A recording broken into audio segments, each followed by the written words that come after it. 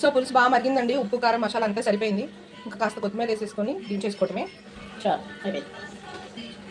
ఇది తలకాయ చారు, ఓన్లీ ఎముకలే. మెత్తడి మాసాన్ని అంతా ఎగిరేసుకున్నాం, మెదడేసుకొని ఎముకలు మాత్రమే పులుసు పెట్టుకున్నాం. దగ్గున్న కఫం ఉన్న చాలా బాగా పనిచేస్తుంది. జలుబున్న నోరు బాగాలేకపోయినా వేడివేడిగా తాగితే చాలా బాగుంది. అయిపోయిందండి తలకాయ చారు. కట్టేసుకుందాం, కాసేపు అలా ఉంచుదాం. ఇది ఇగురు, బ్రెయిన్ కూడా చక్కగా ఉడికిపోయింది. కొంతమంది తింటారు విడిగా, మీ పిల్లలు తినరు. మేము తెలియదు, వీళ్ళు మంచి చిరిమేయాల్సిందే కూరలో. తిరిమేయాలి. అప్పుడు కన్సిస్టెన్సీ, గ్రేవీ కన్సిస్టెన్సీ కొంచెం తిక్కుగాను అన్నంలో కలుపుకొని తినడానికి చాలా బాగుంటుంది. ఇది ఇప్పుడు తిన్నప్పటి నుంచి అలవాటు. ఇలా బాగా చూసారండి, దగ్గరగా అయింది. బ్రెయిన్ వేసాక ఒక 10 నిమిషాలు వదిలేసింది.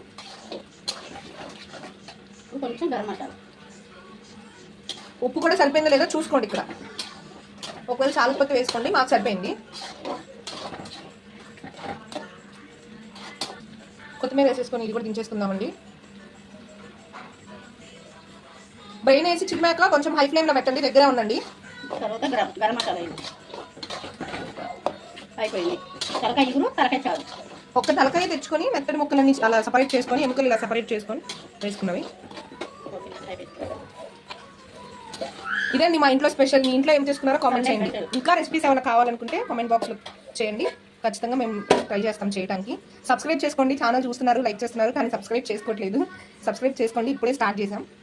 ఓకేనా? Bye friends.